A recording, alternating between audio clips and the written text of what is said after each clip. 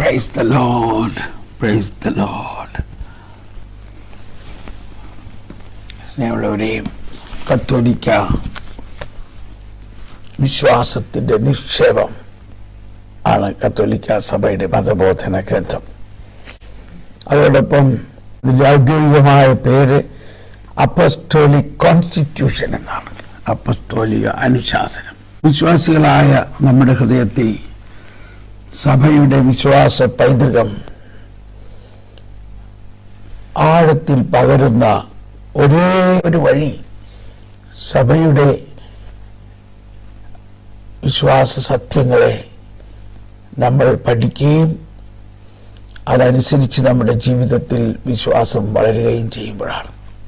നമ്മൾ ജീവിക്കുന്ന ഈ കാലഘട്ടത്തിൽ നമ്മൾ വലിയ ഭാഗ്യമുള്ളവരാണ്. ഇതുപോലെയുള്ള പ്രബോധനങ്ങളെല്ലാം സഭ നമുക്ക് നൽകിയിരിക്കുന്നു. ഇത് നമ്മൾ തന്നെ അന്വേഷിക്കണം, കണ്ടെത്തണം, സമയം അതിനുവേണ്ടി മാറ്റിവെച്ച് പഠിക്കണം, പഠിപ്പിക്കണം. അത് ജ്ഞാനസ്നാനത്തിലൂടെ നമുക്ക് കിട്ടിയിരിക്കുന്ന ഒരു ദൗത്യമാണ്. ദൗത്യം ഒരു റെസ്പോൺസിബിലിറ്റിയാണ്. സ്നേഹമുള്ളവരെ, നമുക്ക് പ്രാർത്ഥിക്കാം. ഇന്ന് ഈ പഠന പരമ്പരയിലെ 971 ക്ലാസ്സിലേക്ക് നമ്മൾ പ്രവേശിച്ചിരിക്കുന്നു. നമ്മൾ കിഴക്കിൻ്റെ വെളിച്ചം എന്ന അപ്പസ്തോലിക അനുശാസനമാണ് ഇതോടൊപ്പം പഠിച്ചുകൊണ്ടിരിക്കുന്നത്. ഈ അപ്പസ്തോലിക അനുശാസനവും ഈ കാലഘട്ടത്തിൽ 1995 ഇറങ്ങിയ ഈ അപ്പസ്തോലിക അനുശാസനം എത്രത്തോളം ആവശ്യമായിരുന്നു എന്ന് ഇപ്പോൾ നമുക്ക് മനസ്സിലാവുന്നുണ്ട്.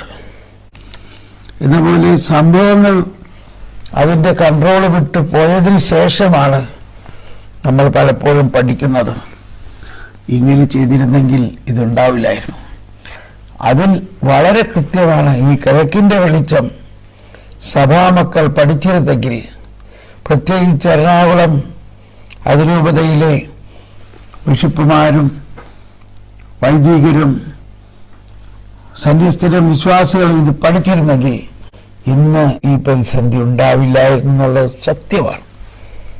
കാരണം അത്രയ്ക്ക് കൃത്യമായി ഈ സാഹചര്യങ്ങളെക്കുറിച്ച് ഇതിൽ പറയുന്നുണ്ട്.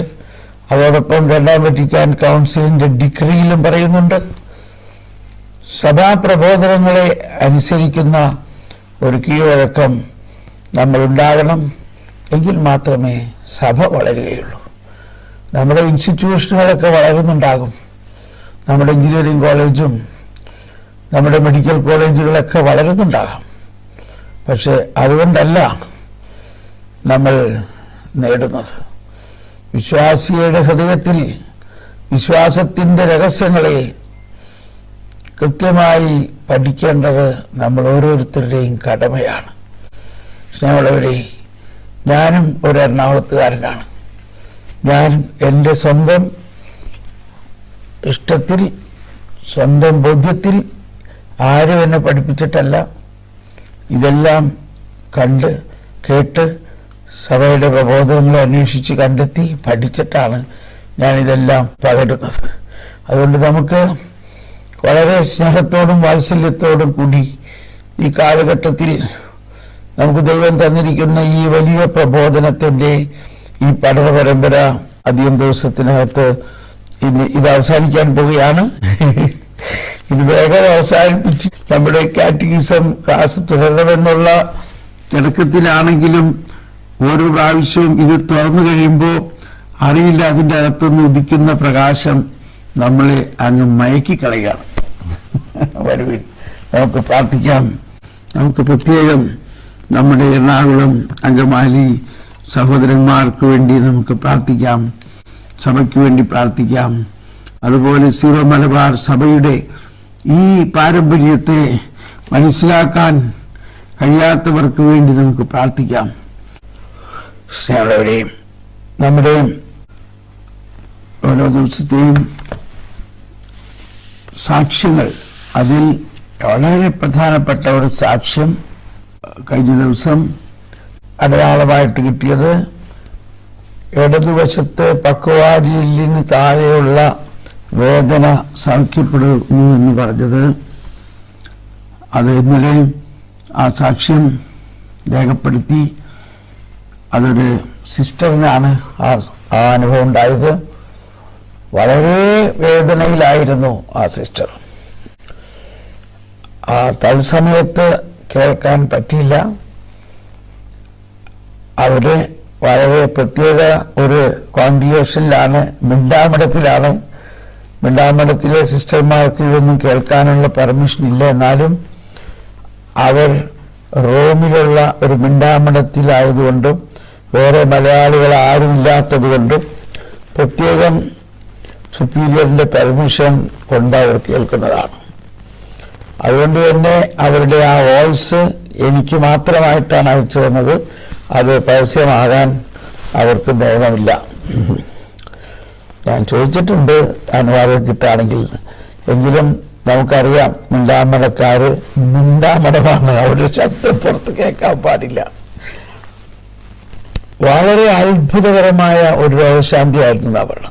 വളരെ ഭയങ്കരമായ വേദന കൊണ്ട് പൊളയുന്ന നിമിഷമായിരുന്നു ഈ ക്ലാസ് അവരെ കേൾക്കുമ്പോൾ. ആ സമയത്ത് അവിടെ കർത്താവ് അടയാളം തരുന്നു, സന്ദേശം തരുന്നു എന്ന് പറഞ്ഞപ്പോൾ തന്നെ ആ സിസ്റ്ററിന് തോന്നി, എനിക്കായിരിക്കും ദൈവമേ എന്നെ സൗഖ്യപ്പെടും. അതുപോലെ പെട്ടെന്ന് ആ വേദന കംപ്ലീറ്റ് മാറി വളരെ സൗഖ്യമായി എന്നാണ് പറയുന്നത്. ആ സിസ്റ്ററിന്റെ ശബ്ദം കേൾക്കുമ്പോഴാണ് അതിൻ്റെ കൂടുതൽ ജ്വലനം നമുക്ക് അനുഭവപ്പെടുന്നത്. എന്ത് ചെയ്യാം, നമുക്ക് ആഴ്ചയടക്കാം. അതോടൊപ്പം മറ്റൊരു സാക്ഷ്യം ഞാൻ ഇന്നലെ അതുകൂടി കേട്ടിട്ട് നമുക്ക് പ്രവചനത്തിലേക്ക് പ്രവേശിക്കാം. ഇത് ദുബായിൽ നിന്നുള്ള സെബി ആന്റണി. നമുക്കിത് കേൾക്കാം. സന്തോഷമാണ് ബ്രദറെ. ബ്രദർ നേരത്തെ പറഞ്ഞ അനുസരിച്ച് 3 ദിവസത്തെ ഒരു ഉപവാസത്തിന്റെ കാര്യം പറഞ്ഞിരുന്നല്ലോ. ഞാൻ കഴിഞ്ഞ മാസം എടുത്തു ബ്രദറെ. വലിയൊരു ആനന്ദമായിരുന്നു, വലിയ അത്ഭുതമായിരുന്നു ബ്രദറെ. എനിക്കൊരു വിശപ്പെന്ന് പറയുന്ന വന്നില്ല. രാവിലെ വിശുദ്ധ കുർബാന ഇരിക്കും, ഒരു കുഴപ്പമില്ലായിരുന്നു ബ്രദറെ. 3 ദിവസം എനിക്കത് കഴിഞ്ഞിട്ട് ശരിക്കും പറഞ്ഞു, അത് കഴിഞ്ഞ ആ സമയത്താണ് ബ്രദറെ എനിക്ക് വിശുദ്ധ കുർബാന തക്സ കിട്ടിയത്. എൻ്റെ ബ്രദർ പറയുന്ന പോലെ തന്നെ അതിനകത്തെ പ്രാർത്ഥനകൾ, ഈ കുദാശക്രമം എന്താണെന്ന് പോലും എനിക്കറിയില്ല. ഇത്ര 3 കുദാശക്രമം ഉണ്ടെന്ന് എന്നൊക്കെ. അതിനകത്തെ പ്രാർത്ഥനകൾ ബ്രദറെ, ഞാനിപ്പോ പഠിച്ചുകൊണ്ടിരിക്കുക, വിശുദ്ധ കുർബാനയെ കുറിച്ച് പഠിച്ചുകൊണ്ടിരിക്കുക ബ്രദറെ. എനിക്ക് ആ 3 ദിവസം ഉപവാസം കഴിഞ്ഞിട്ട് കിട്ടിയ വലിയൊരു കൃപ തന്നെയെന്ന് ഞാൻ പറയാം. നമ്മുടെ സീറോ മലബാർ കുർബാനയുടെ കുർബാന എത്ര സമ്പന്നമാണ് ബ്രദറെ. ഞാൻ ഓരോ കാര്യങ്ങളും അതിൻ്റെ അടയാളങ്ങളെ, പ്രാർത്ഥനകളെ ഡീറ്റെയിൽ ആയിട്ടിരുന്ന് ഇങ്ങനെ എനിക്ക് ഒത്തിരി സമയമുണ്ട്, ഫ്രീ ആയിട്ട് ഒത്തിരി സമയമുണ്ട്. അപ്പോൾ ആ സമയത്തൊക്കെ ഇരുന്ന് നോട്ട്സൊക്കെ എഴുതി അങ്ങ് പഠിക്കുക ബ്രദറെ. ആണുങ്ങളോട് എല്ലാവരോടും പറയാതെ ബ്രദറെ, ഭയങ്കര ഒരു ആവേശമാണ്. എനിക്കറിയില്ല ബ്രദറെ, എന്തൊരു സന്തോഷമാണെന്നറിയോ. ഞാൻ ആ തക്സ എടുത്ത് കൈ പിടിക്കുമ്പോൾ തന്നെ അറിയാം, എൻ്റെ ഈശോ ഇത്രയും കാലമായിട്ടും ഇതൊന്നും തൊടാൻ പറ്റിയില്ലല്ലോ. അതങ്ങോട്ട് പിടിക്കുമ്പോൾ, കയ്യിലോട്ട് എടുക്കുമ്പോൾ തന്നെ ഭയങ്കര ഒരു അനുഭവം ബ്രദറെ. ഓരോ പ്രാർത്ഥനകളിലൂടെ ഞാൻ പഠിക്കാൻ തുടങ്ങിയിട്ടേ ഉള്ളൂ ബ്രദറെ. ഓരോ പ്രാർത്ഥനയും അതിനെക്കുറിച്ച് നോട്ട്സൊക്കെ എഴുതി ഇങ്ങനെ പഠിച്ച് കണ്ണവരോടൊക്കെ പറയും. എല്ലാവരോടും ഞാൻ പറയും തക്സ വാങ്ങിക്കാൻ. ഞാൻ നാട്ടിൽ ചേട്ടനോടൊക്കെ വിളിച്ച് പറഞ്ഞു, ചേട്ടനൊക്കെ വാങ്ങിക്കാനിരിക്കുക.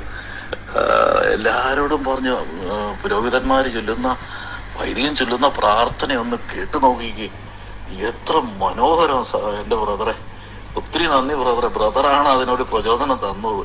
ഞാനത് പഠിച്ചുകൊണ്ടിരിക്കുന്നു, പ്രാർത്ഥിച്ചു പഠിക്കുന്നു ബ്രദറെ. അപ്പോൾ ശരിക്കും വലിയൊരു ആനന്ദമാണ്, വലിയൊരു സന്തോഷമാണ് ബ്രദറെ. Thank you brother. കണ്ടോ?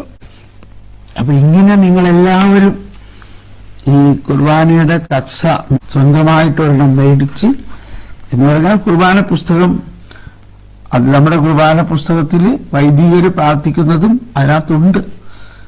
അത് വീട്ടിലിരുന്ന് ക്ഷമയോടെ വായിച്ച് പ്രാർത്ഥിച്ച് ധ്യാനിച്ച് ഇതുപോലത്തെ ഒരു 10 പേരുണ്ടെങ്കിൽ കർത്താവ് അബ്രാഹത്തിനോട് പറഞ്ഞു, 10 പേരുണ്ടെങ്കിൽ ഞാൻ ആ രാജ്യം നശിപ്പിക്കില്ല കേട്ടോ. Thank you SEBI. ഇത് നമ്മുടെ ഗ്രൂപ്പിലുള്ള എല്ലാവർക്കും വലിയ ഒരു പ്രചോദനമാകും എന്ന് പൂർണ്ണമായിട്ട് നമ്മുടെ ഗ്രൂപ്പിലുള്ളവർ തീർച്ചയായിട്ടും അങ്ങനെ ചെയ്യണം. അങ്ങനെ നിങ്ങൾ, എന്നാലേ ഈ പ്രശ്നത്തിനൊരു പരിഹാരം ഉണ്ടാവുള്ളൂ. നമ്മൾ പ്രാർത്ഥിച്ചാൽ മാത്രം പോരാ. നമ്മുടെ വശത്ത് ചെയ്യേണ്ട ഒരു പ്രധാന കാര്യമാണത്. അത് ഈ സഹോദരൻ എന്നോട് ചോദിച്ചു, അതിന് ഈ കുർബാനയുടെ തക്സയുടെ PDF അയച്ചു തരാമോ? അവളുടെ മോനെ അത് PDF ഒന്നും അയച്ചാൽ അത് ശരിയാവില്ല, അത് നീ വാങ്ങി. അങ്ങനെ ദുബായിലുള്ള ആള് നാട്ടിൽ നിന്ന് അത് വരുന്ന ആൾക്കാർ വഴി വരുത്തിച്ചു. അതാണ്. അങ്ങനെ നമ്മളത് വരുത്തി, നമ്മളുടെ കയ്യിൽ അത് വേണം. എന്നിട്ട് നമ്മളിരുന്ന് അത് വായിച്ച് പഠിച്ച് അത് ഗ്രഹിച്ച് കഴിയുമ്പോൾ കുർബാന അർപ്പണം നിസ്സാര കാര്യമല്ല. ഓക്കെ, അപ്പൊ ഇന്നലത്തെ ക്ലാസിന്റെ പശ്ചാത്തലത്തിൽ ഞാനിത് പറഞ്ഞതാണത്. അപ്പോഴാണ് ഇത് ഒരു സാക്ഷ്യം വന്നത്. അതുകൊണ്ടാണ് എനിക്ക് ഭയങ്കര എക്സൈറ്റ്മെന്റ് തോന്നിയത് അത് പഠിക്കാൻ. Thank you. വരുവിൻ, ഇനി നമുക്ക് പ്രവചനത്തിലേക്ക് പ്രവേശിക്കാം.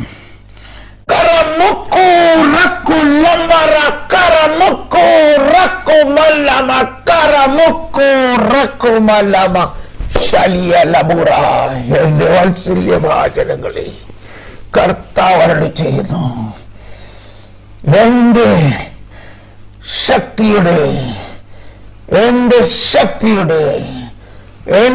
ശക്തിയുടെ സാന്ദ്രത നിങ്ങൾ ഒരിക്കലും പൂർണ്ണമായി അറിഞ്ഞിട്ടില്ല. നിങ്ങളത് അറിയുകയുമില്ല. അത്രയ്ക്ക് അഗ്രാഹ്യമാണ് എന്റെ ശക്തിയുടെ സാന്ദ്രത. നിങ്ങൾ പൂർണ്ണമായി അറിയുകയില്ല. എന്നാൽ നിങ്ങൾക്ക് അനുമാനിക്കാം. വെള്ളച്ചാട്ടം പോലെയാണത്. വെള്ളച്ചാട്ടത്തിന്റെ അകത്ത് നിങ്ങൾ പോകാൻ പറ്റുമോ? സങ്കീർത്തനം പറയുന്നത് പോലെ അങ്ങയുടെ വെള്ളച്ചാട്ടത്തിന്റെ ഇരമ്പൽ കൊണ്ട് കേട്ടോ, വെള്ളച്ചാട്ടത്തിന്റെ അടുത്ത് ചെല്ലുമ്പോൾ തന്നെ നിങ്ങൾ അതിന്റെ അനുഭവത്തിലേക്ക് വരുന്നു. എന്നപോലെ എന്റെ അത്യഗ്രാഹ്യമായ ശക്തിയുടെ അടുത്ത് ചെന്നാൽ പോലും നിങ്ങളെ അത്ഭുത ശക്തി കൊണ്ട് നിറയും. അതല്ലേ ഗണേശത്തെ ആളുകൾ എന്റെ വസ്ത്രത്തിന്റെ തുമ്പിലൊന്ന് സ്പർശിച്ചപ്പോഴേക്കും അവർക്ക് അത്ഭുത രോഗശാന്തി ഉണ്ടായി. എന്നാൽ എന്റെ ജനമേ, നിങ്ങൾക്കിത് വിശ്വസിക്കാൻ പറ്റുമോ? അങ്ങനെ ആയിരിക്കെ ഞാൻ നിങ്ങളിൽ പൂർണ്ണമായി വസിക്കുന്നു. അപ്പോൾ എന്തായിരിക്കണം നിങ്ങൾക്ക് ലഭ്യമാകുന്ന അഭൂതപൂർവമായ ശക്തിവിശേഷം? എന്റെ അഗ്രാഹ്യതയെ നിങ്ങൾ അനുമാനിക്കുവിൻ. നിങ്ങൾ ജ്ഞാനം കൊണ്ട് അനുമാനിക്കുവിൻ. അതിനാണ് ഞാൻ നിങ്ങൾക്ക് ജ്ഞാനം നൽകുന്നത്. എന്റെ ജ്ഞാനം ഞാൻ നൽകുന്നത് എന്റെ അത്ഭുതകരമായ ശക്തിയുടെ ഒരല്പമെങ്കിലും നിങ്ങളൊന്ന് അനുഭവിക്കാനാണ്. നിങ്ങളെ അനുഭവിക്കണം. നിങ്ങളത് അനുഭവിച്ചേ തീരൂ. നിങ്ങളെ ഞാനത് അനുഭവിപ്പിക്കും. നിങ്ങളത് അനുഭവിച്ചാൽ മാത്രമേ നിങ്ങളുടെ ദൈവാനുഭവം നിങ്ങൾക്ക് പങ്കിടാൻ സാധിക്കുകയുള്ളൂ. എന്റെ അനുഭവം നിങ്ങൾ അനുഭവിക്കുമ്പോഴാണ് നിങ്ങൾക്കത് പങ്കിടാൻ പറ്റുകയുള്ളൂ. നിങ്ങൾക്കത് പ്രഘോഷിക്കാൻ പറ്റുകയുള്ളൂ. നിങ്ങൾക്ക് പിന്നെ അടങ്ങിയിരിക്കാൻ പറ്റില്ല. എന്റെ അനുഭവമാണ് വരദാനാഭിഷേകം. എല്ലാ വരദാനങ്ങളും എന്റെ അനുഭവമാണ്. എന്റെ ആത്മാവിന്റെ ചലനമാണ്. എന്റെ ആത്മാവ് നിങ്ങളിൽ തോന്നുന്ന അഭിഷേകമാണത്. ആ അഭിഷേകത്തിലൂടെ മാത്രമേ സുവിശേഷം പ്രസരിക്കുകയുള്ളൂ. എന്റെ അഭിഷേകത്തിലൂടെ മാത്രമേ ജനങ്ങളിൽ ചലനമുണ്ടാവുകയുള്ളൂ. എന്റെ അഭിഷേകത്തോടെ മാത്രമേ നിങ്ങളുടെ ജീവിതം വിശുദ്ധിയിലും വിജ്ഞാനത്തിലും വളരുകയുള്ളൂ. ഞാനിതാ നിങ്ങളിൽ എന്റെ അഭിഷേകത്തിന്റെ ഒരു കൂടുതൽ ശക്തമായ അധ്യായം തുറക്കുന്നു. എന്റെ അഭിഷേകം, വരദാന അഭിഷേകത്തിന് വേണ്ടി നിങ്ങൾ ദാഹിക്കുവിൻ. എല്ലാ വരദാനങ്ങളും നിങ്ങൾക്ക് ഞാൻ നൽകും. കാരണം നിങ്ങൾ ഉള്ളവർ കൂടുതൽ ലഭിക്കും എന്ന വകുപ്പിൽ നിങ്ങൾക്കെല്ലാം ലഭിക്കാൻ അർഹതയുണ്ട്. നിങ്ങൾ ഈ കാലഘട്ടം ഓരോ സുപ്രഭാതത്തിലും എഴുന്നേറ്റ് എന്റെ പ്രബോധനം പഠിക്കാൻ ഉത്സുകരായതുകൊണ്ട് നിങ്ങൾക്ക് കൂടുതൽ ലഭിക്കും. എന്റെ അഭിഷേകം കൂടുതലായി നിങ്ങൾക്ക് നൽകുന്നു. എന്റെ അഭിഷേകത്തിന്റെ ജയനം നിങ്ങൾക്ക് നൽകുന്നു. ആമേൻ, ആമേൻ, ആമേൻ. എല്ലാവരും ദാഹിച്ച് ശബ്ദമുയർത്തി സ്തുതിച്ചുകൊണ്ട് അങ്ങ് പ്രാർത്ഥിക്കണം. അല്പസമയം നമുക്കിപ്പോ തന്നെ പ്രാർത്ഥിച്ച് നമ്മളിൽ ആ അഭിഷേകം വർദ്ധിപ്പിക്കണം. കർത്താവേ നന്ദി. നമ്മളിലുള്ള അഭിഷേകത്തെ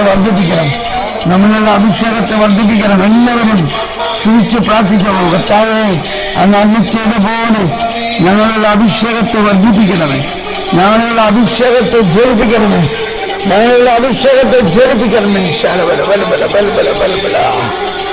സ്നേഹമുള്ളവരെ, ഈ തുടർന്ന് നമ്മൾ എന്ത് പ്രാർത്ഥിക്കണം? അടയാള സഹിതം ഇതിനെ സ്ഥിരീകരിക്കാൻ പ്രാർത്ഥിക്കണം. കർത്താവ് അരുളിച്ചെയ്തിരിക്കുന്ന വചനം ഓർക്കുക. എന്താണ് വചനം? മർക്കോസ് 16:20. അവരെല്ലായിടത്തും പോയി പ്രസംഗിച്ചു. കർത്താവ് അവരോടുകൂടെ പ്രവർത്തിക്കുകയും അടയാളങ്ങൾ കൊണ്ട് വചനം സ്ഥിരീകരിക്കുകയും ചെയ്തിരിക്കും. നമുക്ക് കർത്താവേ അടയാളം തരണമേ. ഇപ്പോൾ അങ്ങ് നൽകിയ ഈ പ്രവചനം അത് ഞങ്ങൾ സ്വീകരിക്കുന്നു. ആ പ്രവചനത്തിൽ അരുളിച്ചെയ്തിരിക്കുന്നത് പോലെ അഭൂതപൂർവമായ അഭിഷേകം അങ്ങ് ഞങ്ങൾക്ക് തരും. ഞങ്ങളത് സ്വീകരിക്കുന്നു. ഞങ്ങൾക്ക് അതിന് അർഹതയുണ്ട്. ഞങ്ങൾ 971 ക്ലാസ് കൂടിയ ഞങ്ങൾക്ക് തീർച്ചയായിട്ടും അങ്ങയുടെ ഈ കൂടുതൽ അഭിഷേകത്തിന്റെ അർഹതയുണ്ട്. വരുവിൻ. അപ്പൊ അതുകൊണ്ട് നമുക്ക് പ്രാർത്ഥിക്കാം. കർത്താവേ, ഇപ്പോൾ ഈ പ്രവചനത്തിനെ സ്ഥിരീകരിക്കുന്നതിനും അതിൽ പറഞ്ഞിരിക്കുന്ന കാര്യങ്ങൾ ഞങ്ങൾ വിശ്വസിക്കുന്നു. തീർച്ചയായിട്ടും അതൊക്കെ നടത്തും. എന്നിരുന്നാലും അങ്ങ് വാഗ്ദാനം ചെയ്തിരിക്കുന്ന അടയാളം ഞങ്ങൾക്ക് തരണമേ.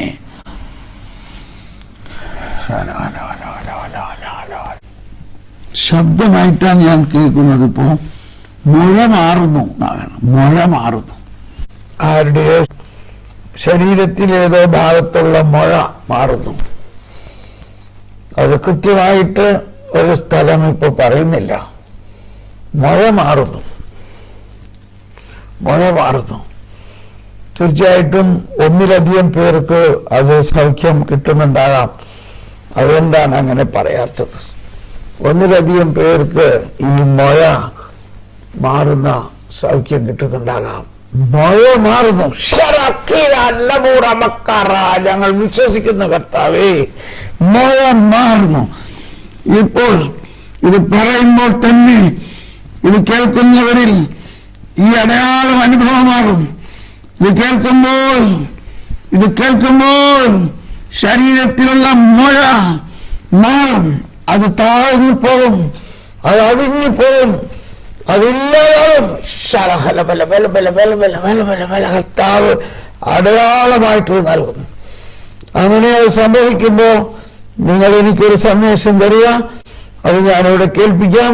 നമ്മൾ ഇനി പെട്ടെന്ന് പഠിക്കാൻ പോകുന്നത് ഈ കിഴക്കിന്റെ വെളിച്ചത്തിന്റെ ആദ്യ അധ്യായത്തിൽ പരിശുദ്ധ ജോൺ പോൾ രണ്ടാമൻ മാർപ്പാപ്പ പറഞ്ഞിരിക്കുന്ന പ്രധാന ഒരു കാര്യം കിഴക്കൻ സഭകളെ കുറിച്ചുള്ള അറിവ്, വിശ്വാസ അനുഭവമാണ്. നമ്മൾ ഇന്നലെ അവസാന ഭാഗം ഇതാണ് പഠിച്ചത്. കിഴക്കിന്റെ ക്രിസ്തീയ പൈതൃകത്തിലേക്കാണ് എന്റെ ചിന്തകൾ തിരിയുന്നത്. ആ പിതൃസ്വത്തിനെ വിവരിക്കാനോ വ്യാഖ്യാനിക്കാനോ ഞാൻ ഉദ്ദേശിക്കുന്നില്ല. കാരണം എന്താ, ഇന്ന് നമ്മളൊരു സാക്ഷ്യം കേട്ടില്ലേ, തങ്ങൾ സംരക്ഷിക്കുന്ന പാരമ്പര്യമാകുന്ന നിധിയുടെ ജീവിക്കുന്ന വ്യാഖ്യാതാക്കളാണ് കിഴക്കുള്ള സഭകളെന്ന് എനിക്കറിയാം. കണ്ടോ, അതാണ് അവയെ ഞാൻ ശ്രമിക്കുന്നു. ഇതേക്കുറിച്ച് ധ്യാനിക്കുമ്പോൾ ക്രിസ്തീയ അനുഭവത്തെ ശ്രദ്ധിക്കണം. ക്രിസ്തീയ അനുഭവം കണ്ടോ, നമ്മൾ പറഞ്ഞില്ലേ, അനുഭവം. ദൈവ അനുഭവം ഉണ്ടെങ്കിലല്ലേ നമുക്ക് പറയാൻ പറ്റുള്ളൂ. നമ്മൾ എന്താ പ്രസംഗിക്കേണ്ടത്? നമ്മുടെ ദൈവാനുഭവം. ആ ദൈവാനുഭവം പ്രസരിക്കണമെങ്കിൽ അനുഭവം ഉണ്ടാകണ്ടേ? അപ്പോൾ അതിനെക്കുറിച്ച് ധ്യാനിക്കുമ്പോൾ ക്രിസ്തീയ അനുഭവത്തെ കൂടുതൽ പൂർണ്ണമായും ആഴത്തിനും മനസ്സിലാക്കുവാൻ സഹായിക്കുന്ന വലിയ പ്രാധാന്യമുള്ള ഘടകങ്ങൾ എന്റെ കൺമുമ്പിൽ ഞാൻ കാണുന്നു. അതാണ് ഇന്നത്തെ സ്ത്രീ പുരുഷന്മാരുടെ പ്രതീക്ഷകൾക്ക് കൂടുതൽ പൂർണ്ണമായ ക്രിസ്തീയ പ്രതികരണം നൽകാൻ ഈ ഘടകങ്ങൾക്ക് കഴിയും. ഏത് സംസ്കാരത്തോടും താരതമ്യം ചെയ്യുമ്പോൾ പൗരസ്ത്യ ദേശത്തിന് സഭ ജന്മം കൊണ്ട മൂല പശ്ചാത്തലമെന്ന അതുല്യവും വിശേഷ അവകാശമുള്ളതുമായ പദവിയാണുള്ളത്. അതാണ് ആഗോള സഭയിൽ പൗരസ്ത്യ ദേശത്തിന് ഉള്ള മറ്റൊരു സ്ഥാനം. സഭ ജന്മം കൊണ്ടത് ജെറുസലേമിലാണ്, റോമിലല്ല. സഭ ജന്മം കൊണ്ടത് ജെറുസലേമിലാണ്. പൗരസ്ത്യ ദേശത്തിന് സഭ ജന്മം കൊണ്ട മൂല പശ്ചാത്തലം എന്ന അതുല്യവും വിശേഷാവകാശമുള്ളതുമായ പദവിയാണുള്ളത്. ഇതൊക്കെ നമ്മൾ ഇന്നലെ പഠിച്ചു കഴിഞ്ഞതൊന്നുകൂടി ധ്യാനിച്ചെന്നുള്ളൂ.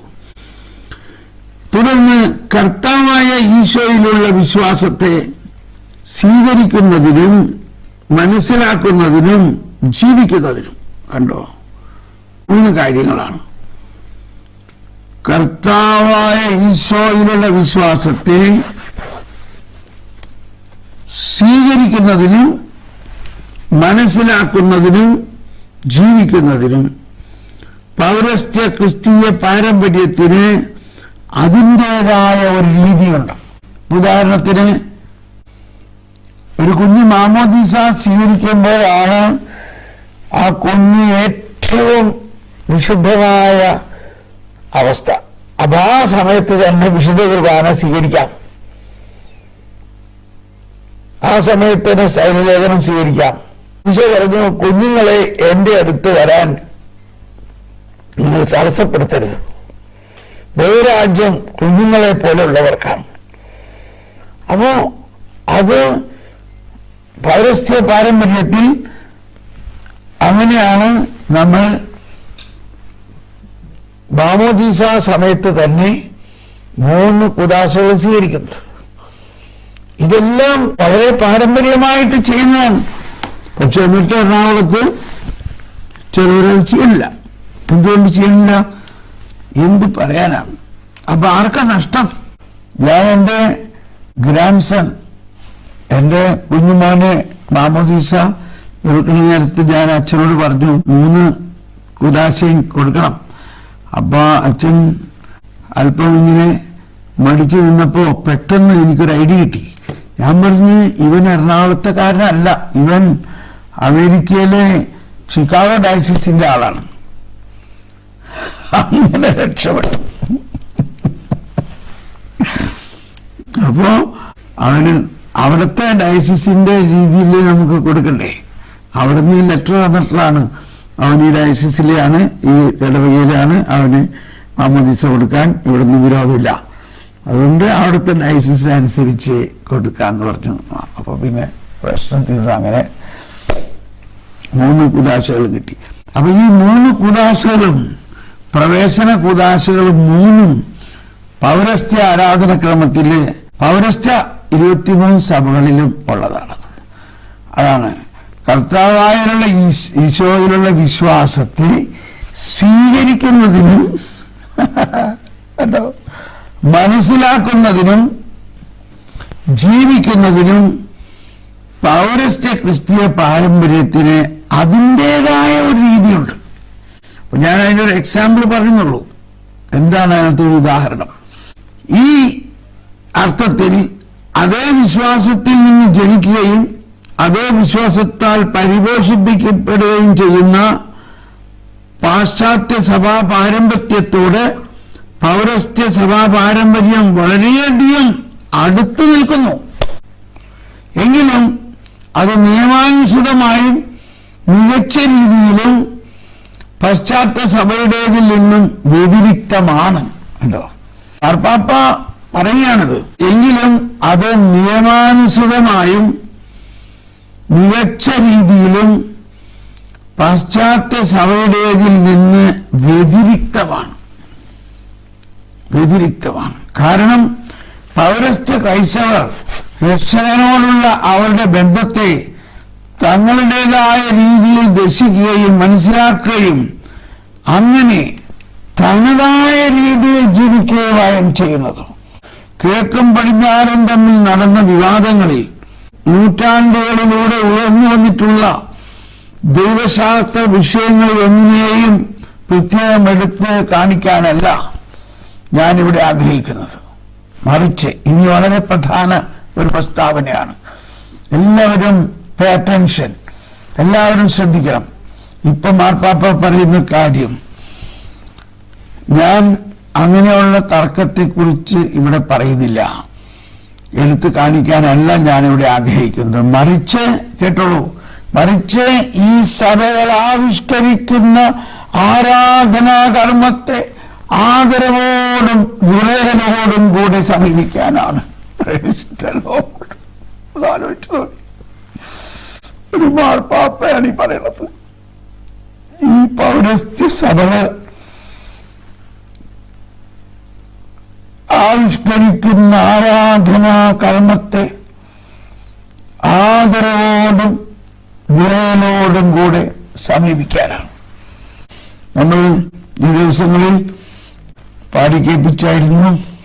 അപ്പോൾ ഇതെല്ലാമാണ് മാർപ്പാപ്പ ഇവിടെ ഉദ്ദേശിക്കുന്നത്, വിറയലോടെ എന്ന്.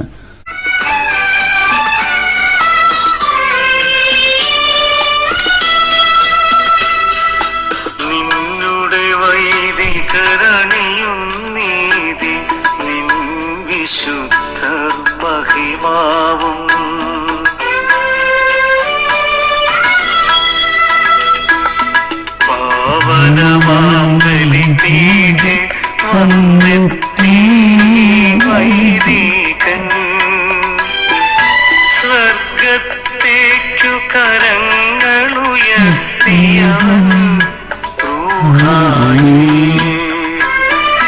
പ്രാർത്ഥനയോടെ ക്ഷണിപ്പു സ്വർഗത്തിൽ നിന്നു വിതാ വസിച്ചു വിശിഹാതൻ തിരുഗാത്രം പാവനമാക്കുകയാണി യാഗത്തിൽ തൻ ശൂന്യതവും. ഇവിടെ വൈദികൻ മുട്ടുകുത്തി കാണി വണങ്ങി ഇനി ചിന്തിച്ചുകൊണ്ടാണ് കൂടാരത്തിൽ ചെന്നെത്തിയിടാം, അവനെ വണങ്ങിടാം.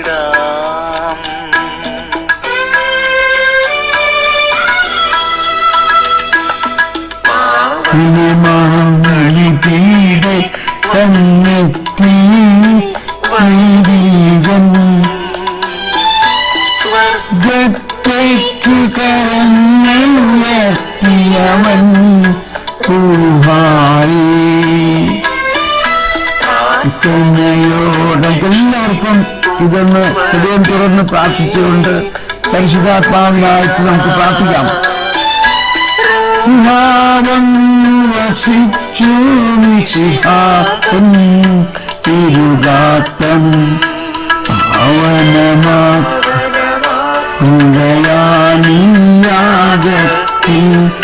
ശോണിതവും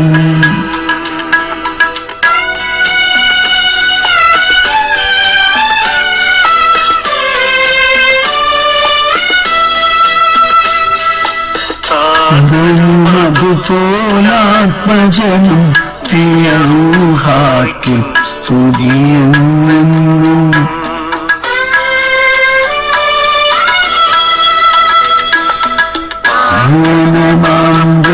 പീഡ വന്നെത്തി സ്വർഗത്തേക്കു കരഞ്ഞവൻ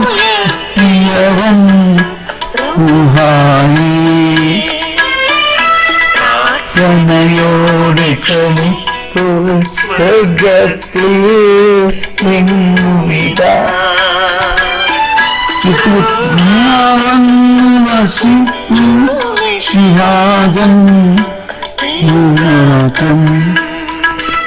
അപ്പോ ഇത് ഞാൻ വീണ്ടും വീണ്ടും പറയുമ്പോ ഞാൻ ഇത് ഓർത്തുകൊണ്ടാണ് പറയുന്നത്. മാർപ്പാപ്പ ഈ പറയുന്ന ഈ എക്സാക്ട് സംഭവം ഈ സഭകൾ ആവിഷ്കരിക്കുന്ന ആരാധനാക്രമത്തെ ആദരവോടും വിറയലോടും കൂടെ സമീപിക്കാനാണ് എന്ന് പറയുന്ന ഒരു എക്സാക്ട് ഒരു കൃത്യമായ ഘട്ടമാണ് ഈ നമ്മുടെ റാസാ കുർബാനയില്.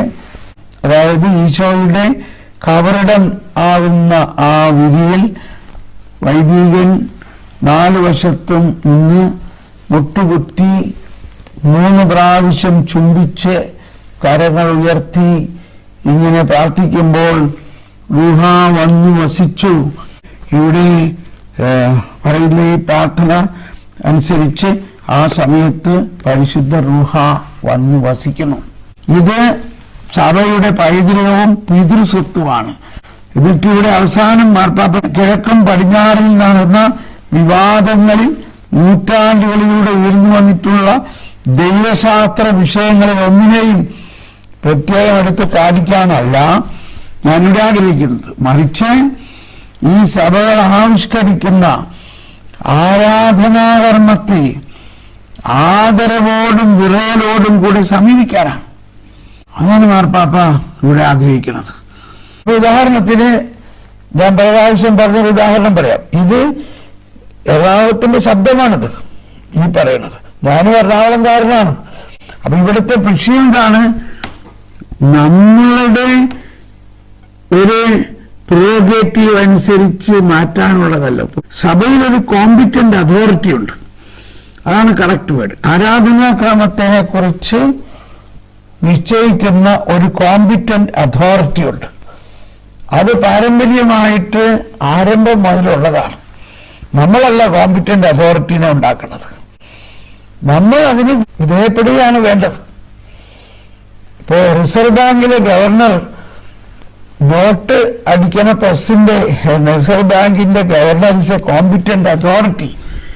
ഈ നോട്ട് ഇറക്കണം. പക്ഷെ നോട്ട് ഇറക്കണതിന് അദ്ദേഹത്തിന് ചില ഇൻസ്ട്രക്ഷൻ ഉണ്ട്. അതിലെന്തെല്ലാം വേണം. ഇപ്പോ 500 രൂപയുടെ 1 കോടി നോട്ട് ഇറക്കണമെങ്കിൽ 500 കോടി രൂപ വിലയുള്ള സ്വർണം അവിടെ ഖജനാവിലുണ്ടാകണം. എന്നിട്ട് ഇറക്കാൻ പറ്റുള്ളൂ. അപ്പൊ ആ കോമ്പിറ്റന്റ് അതോറിറ്റി അദ്ദേഹം അതനുസരിച്ചിട്ടാണ് നോട്ട് ഇറക്കുള്ളൂ. അത് അദ്ദേഹത്തിന്റെ റെസ്പോൺസിബിലിറ്റിയാണ്. ഇനി ഈ കോമ്പിറ്റന്റ് അതോറിറ്റിയായ റിസർവ് ബാങ്കിലെ ഗവർണർ അവരുടെ സംഘവും ചേർന്ന് തീരുമാനിക്കുകയാണ് നിലവിലുള്ള 500 രൂപ നോട്ടുകളെല്ലാം നമുക്ക് വിഡ്രോ ചെയ്തിട്ട് 1000 രൂപ നോട്ടുകൾ ഇറക്കണം.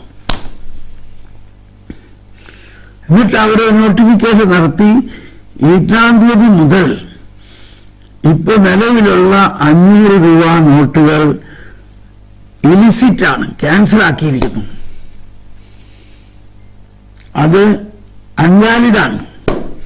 അതിനു പകരം 1000 രൂപ നോട്ടുകൾ വാലിഡ് ആയിരിക്കും. അതിറക്കി കഴിഞ്ഞിരിക്കണം. ഇപ്പൊ നമ്മൾ പറയാണ് അയ്യോ അത് പറ്റില്ല, നമ്മൾ വർഷങ്ങളായിട്ട് 500 രൂപ നോട്ടിലാണ് പരിചയിച്ചേക്കുന്നത്, ഞങ്ങൾക്ക് അത് മതിയെന്ന് പറഞ്ഞാൽ പറ്റുമോ? അപ്പോൾ കോമ്പിറ്റന്റ് അതോറിറ്റി എന്നുള്ള ഒരു കാര്യം മനസ്സിലാക്കണം. ആ വാക്കാണ് എനിക്ക് ഇഷ്ടമായിട്ടുള്ളത്, കോമ്പിറ്റന്റ് അതോറിറ്റി. ഒരു മിലിറ്ററിയിൽ ജോയിൻ ചെയ്തു കഴിഞ്ഞാൽ ആ മിലിറ്ററിയിൽ ഒരു കോമ്പിറ്റന്റ് അതോറിറ്റി പറയുന്ന മാതിരിയല്ലേ നമുക്ക് അവിടെ ജീവിക്കാൻ പറ്റുള്ളൂ. നമ്മൾ ഓരോരുത്തരും പറയുന്ന മാതിരി ജീവിക്കാൻ പറ്റുമോ? അപ്പോൾ സഭയിൽ ഒരു കോമ്പിറ്റന്റ് അതോറിറ്റി ഉണ്ട്. അപ്പോൾ അത് മനസ്സിലാക്കിയാൽ മതി. അല്ലാതെ നമ്മളവിടെ തർക്കിച്ചും പാർട്ടി ഓഫീസിലെ ആൾക്കാർ തല്ലുപിടിക്കുന്ന മാതിരിയുള്ള നടക്കുന്ന ഒരു കാര്യമല്ല ആരാധനാക്രമം. അപ്പൊ ഇവിടെ മാർപ്പാപ്പ അത് കൃത്യമായിട്ട് ഇവിടെ ഈ പ്രബോധനത്തിൽ പറയുകയാണ്, പാശ്ചാത്യ സഭയുടേതിൽ നിന്നും വ്യതിരിക്തമാണ്. അപ്പൊ നമ്മൾ സീറോ മലബാർ സഭ പാശ്ചാത്യ സഭമായി അർപ്പിക്കണമെന്ന് പറഞ്ഞാൽ എങ്ങനെ സാധിക്കുന്നത്? ആ വ്യതിരിക്തത ഇവിടെ പറയാണ്, തങ്ങളുടേതായ രീതിയിൽ ദർശിക്കുകയും മനസ്സിലാക്കുകയും അങ്ങനെ തനതായ രീതിയിൽ ജീവിക്കുകയുമാണ് ചെയ്യുന്നത്. ആ വ്യതിരിക്തത നിലനിർത്തണം. തനതായ രീതിയിൽ കിഴക്കും പടിഞ്ഞാറും തമ്മിൽ നടന്ന വിവാദങ്ങളിൽ നൂറ്റാണ്ടുകളിലൂടെ ഉയർന്നു വന്നിട്ടുള്ള, ഇതിപ്പോഴൊന്നും ഉയർന്നിട്ടില്ല, പല പ്രാവശ്യം പല സമയത്തും ഇതൊക്കെ ഉയർന്നിട്ടുണ്ട്. ദൈവശാസ്ത്ര വിഷയങ്ങളിൽ ഒന്നിനെയും പ്രത്യേകം എടുത്ത് ഞാൻ കാണിക്കുന്നില്ല. ഞാനിവിടെ ആഗ്രഹിക്കുന്നത് മറിച്ച് ഒന്നുകൂടി വായിക്കാം. ഈ സഭകൾ ആവിഷ്കരിക്കുന്ന ആരാധനാക്രമത്തെ ആദരവോടും വേലോടും കൂടെ സമീപിക്കാനാണ്. ഇപ്പൊ നമുക്കറിയാവുന്ന 3 റീത്തില്, സീറോ മലബാർ റീത്തിലെ രാസാ കുർബാനയിലുള്ള ഈ വിരിചുംബന പ്രാർത്ഥന പോലെ വേറെ ഒരു കിഴക്കൻ സഭകളിലില്ല. അതത്രയ്ക്ക് വളരെ മഹോന്നതമാണ്. ആ വിരിചുംബന സമയത്ത് കണ്ണു നിറഞ്ഞു ഒഴുകുന്നു. എന്താണെന്നറിയില്ല, ഇത് ഞാൻ പറയാറില്ലേ, എല്ലാവർക്കും അതാണ് അനുഭവം. എന്താ കണ്ണു നിറഞ്ഞു ഒഴുകണേ? പരിശുദ്ധാത്മാവ് ഈശോയുടെ മരിച്ച ശരീരത്തിൽ വന്ന് ഈശോയെ ഉയർപ്പിച്ച അതേ പരിശുദ്ധാത്മാവ് ആ സമയത്ത് വന്ന് തൻ്റെ ശരീരമാകുന്ന സഭയെ, ആരാധനാ സമൂഹം മുഴുവനെയും ആ ഉയർപ്പിന്റെ ചൈതന്യത്തിൽ ഉയർത്തുന്നു. അതാണ് ഇവിടെ സംഭവിക്കുന്നത്. അപ്പോൾ ഇങ്ങനെയുള്ള കാര്യങ്ങള് എല്ലാം നമുക്ക് മനസ്സിലാവണമെന്നില്ല. നമുക്ക് മനസ്സിലാവുന്നതാണോ നമ്മൾ ആരാധിക്കുന്നത്? നമ്മൾ മനസ്സിലാകാത്തതിനെയാണ് നമ്മൾ ആരാധിക്കുന്നത്. നമ്മളെല്ലാം മനസ്സിലായതുകൊണ്ടല്ല ആരാധിക്കുന്നത്. സഭ നമുക്ക് നൽകിയിരിക്കുന്നു. സഭ നമുക്ക് നൽകിയിരിക്കുന്നത്, ഇപ്പൊ നമ്മൾ കുഞ്ഞായിരുന്നപ്പോ നമ്മളെ അമ്മയും അപ്പനും കൊണ്ടുപോയിട്ട് ആ അപ്പം നോക്കിയിട്ട് പറഞ്ഞു, മോനെ അത് ഈശോ ആണ്. നമ്മളും അമ്മയും അപ്പനും നോക്കിയോ ഈശോ, മമ്മിയും പപ്പയും ആ അപ്പത്തെ നോക്കി ആരാധിക്കുന്നു. നമുക്ക് ഭയങ്കര ക്യൂരിയോസിറ്റിയാണ്. മമ്മി എന്താ ആ അപ്പത്തെ നോക്കി ഇങ്ങനെ ആരാധിക്കുന്നേ?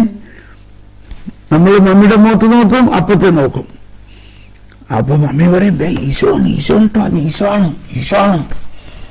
നമുക്കൊന്നും മനസ്സിലായോ? നമുക്കൊന്നും മനസ്സിലായില്ല. മമ്മി പറഞ്ഞത് ഈശോ ആണ്. നമ്മൾ ആരാധിക്കാൻ തുടങ്ങി.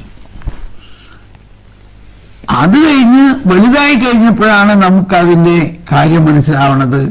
ആ ഗോതമ്പപ്പം ഈ വിശുദ്ധ കുർബാനയിൽ ഈശോയുടെ ശരീരമായി രൂപാന്തരപ്പെടുന്നു. നമ്മളിവിടെ കിഴക്കിന്റെ വെളിച്ചത്തിൽ 11-ാമത്തെ അധ്യായത്തിൽ ഖണ്ഡികയിൽ പഠിച്ചു, material bread is becoming transformed and transfigured, transubstantiated to be the body of Christ. അതിനാണ് തിയോഫറിക്കൽ എന്ന് പറയുന്നത്. ഒന്നാലോചിച്ച് നോക്കി, എന്തോ ഒരു വിസ്മയമാണ്. എങ്കിൽ പിന്നെ നമ്മൾ സമർപ്പിക്കുന്ന നമ്മളെല്ലാവരും ഈശോയുടെ പുനരുത്ഥാനത്തിന്റെ ശക്തിയിലൂടെ എത്ര വിസ്മയാവഹമായി നമ്മൾ രൂപാന്തരപ്പെടേണ്ടിയിരിക്കുന്നു. നമ്മൾ അവിടെ തർക്കിക്കാനൊന്നും നിൽക്കാതെ കർത്താവ് മാർപ്പാപ്പ ചെയ്യണ പോലെ, മാർപ്പാപ്പ പറയാണ് ഞാൻ അവിടെ തർക്കിക്കാനൊന്നും പോകുന്നില്ല. ഈ സഭകൾ ആവിഷ്കരിക്കുന്ന ആരാധനാകർമ്മത്തെ ആദരവോടും വിരലോടും കൂടെ സമീപിക്കാനാണ്. ഞാൻ അവിടെ അതിനോട് ചേർന്ന്, ആരാധനയോട് ചേർന്ന്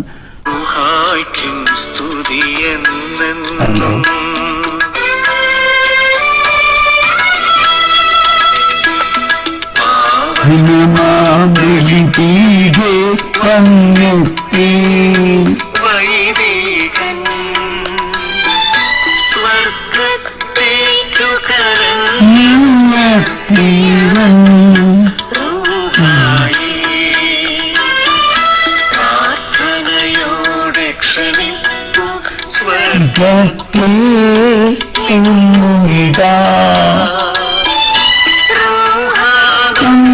വസിച്ചു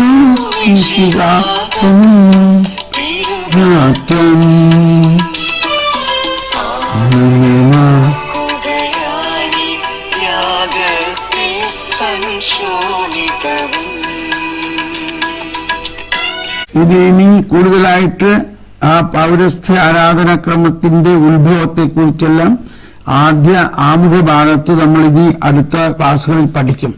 അപ്പോൾ കുറച്ചുകൂടി അത് കൃത്യമായിട്ട് നമുക്ക് മനസ്സിലാവും. അതൊരു സ്ഥലത്ത് എഴുതിയിരിക്കുന്ന ഒരു കാര്യം, അതായത് എന്താണ് ഈ പാരമ്പര്യം എന്ന് പറയുന്നത്. ഇപ്പോ പറഞ്ഞില്ലേ, തോമാസ് ലീഹ എന്ന് പറയുമ്പോ അവിടെ ആരംഭിച്ചു പാരമ്പര്യം. തോമാസ് ലീഹയ്ക്ക് എന്തുണ്ടായി? തോമാസ് ലീഹ ഉയർത്തെഴുന്നേറ്റ ക്രിസ്തുവിനെ നേരിട്ട് കണ്ട് ആ മുറിവുകളിൽ സ്പർശിച്ച് അവിടുന്ന് ആരംഭിച്ചു. എന്ന പോലെ എല്ലാ അപ്പസ്തോലന്മാരും.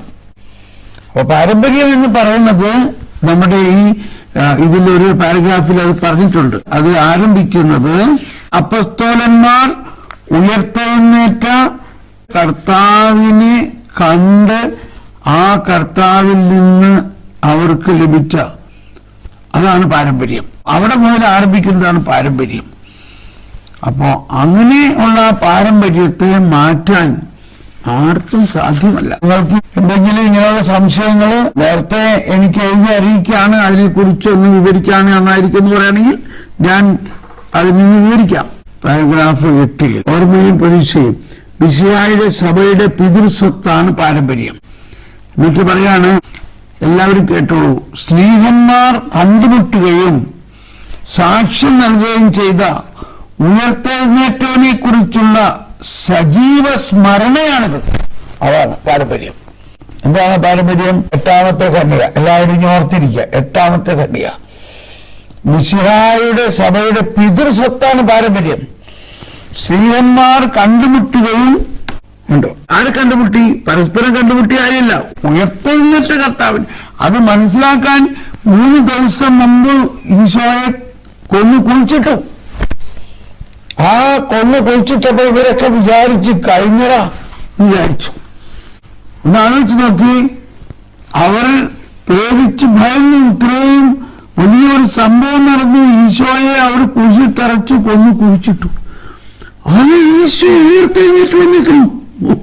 ഒന്ന് ആലോചിച്ച് നോക്കി. ഒന്ന് അതിന്റെ റിയാലിറ്റിയിലേക്കൊന്ന് ചെന്ന്, നമ്മൾ അവിടെ ഉണ്ടായിരുന്നു വിചാരിച്ച്, നമ്മൾ അവരുടെ ഒരാളായിരുന്നു വിചാരിച്ച്, നമ്മൾ അതിനു മുമ്പ് 2 ദിവസം മുമ്പ് ഈശോയെ അവർ ഭയാനകമായി പീഡിപ്പിക്കുന്നത് കാണുകയും അതെല്ലാം ചെയ്ത് ഭയന്ന് വിറച്ചിരിക്കുകയാണ്, നമ്മളെ അവർ കൊണ്ടുവന്ന് വിചാരിച്ചിട്ട്. അങ്ങനെ ഇരിക്കുമ്പോഴാണ് അവർ കൊന്നു കുഴിച്ചിട്ട ഈശോ പുതുജീവൻ പ്രാപിച്ച് ഉയർത്തെഴുന്നേറ്റിരിക്കുന്നു. ആ കണ്ടുമുട്ടലാണ് ഈ പാരമ്പര്യത്തിന്റെ ആരംഭം. ആ കണ്ടുമുട്ടൽ, അതിന് നമ്മളെ ഉൾക്കൊള്ളും. ആ കണ്ടുമുട്ടൽ ഇവിടെ ഓരോ ദിവസത്തെ വിശുദ്ധ കുർബാനയിൽ പുനരാവിഷ്കരിക്കപ്പെടുകയാണ്. അവിടെയാണ് നമ്മുടെ അനുഭവം. നമ്മളിവിടെ ആ ഈശോയെ അതുപോലെ ഉയർത്തെഴുന്നേറ്റ് ഇവിടെ കണ്ടുമുട്ടുകയാണ്. വെളിപ്പാട് ലിറ്റർജി 1076 വെളിവാക്കപ്പെടുകയും സന്നിഹിതമാക്കപ്പെടുകയും പകർന്നു കൊടുക്കപ്പെടുകയും ചെയ്യും. ഇനി ഒരു 5-6 ക്ലാസ് കൊണ്ട് തീരാൻ പോവുകയാണ്. ഇതിൽ നിങ്ങൾക്ക് ആർക്കെങ്കിലും ഇനിയും എന്തെങ്കിലും സംശയവും തർക്കവും ഉണ്ടെങ്കിൽ എനിക്ക് എന്റെ വാട്സപ്പിൽ ഒരു മെസ്സേജ് താഴെ ബ്രദറെ ഇതൊക്കെയാണെങ്കിൽ എനിക്ക് ഈ കാര്യം മനസ്സിലായില്ല, ആത്മാർത്ഥമായിട്ട് പറഞ്ഞോളൂ. ഞാനത് സഹോദര സ്നേഹത്തോടെയും വാത്സല്യത്തോടെയും എടുക്കും. ഞാനൊരു അപ്പാപ്പനാണ്. ഞാനത് 30 വർഷമായിട്ട് ചങ്ങ് പൊട്ടി പഠിപ്പിക്കുന്ന കാര്യമാണത്, നിസ്സാര കാര്യമല്ല. അതുകൊണ്ടാണ് ഇത്രയും ആവേശത്തോടെ ഇത് പറയുന്നത്.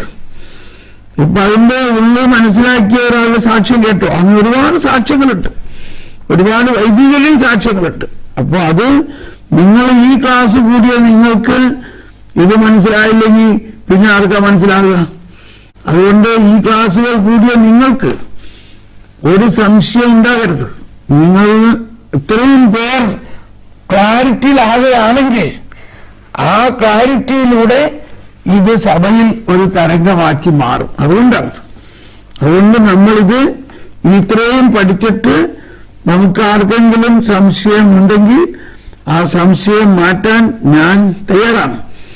അതുകൊണ്ട് നിങ്ങൾ അതെനിക്ക് പ്രൈവറ്റായിട്ട് എഴുതി അയച്ചാലും മതി. ഞാനിപ്പോൾ ആളുടെ പേര് പറയണമെന്നൊന്നുമില്ല.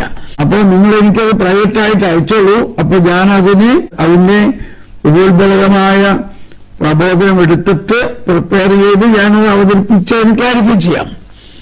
എല്ലാവർക്കും നന്ദി. Praise the Lord.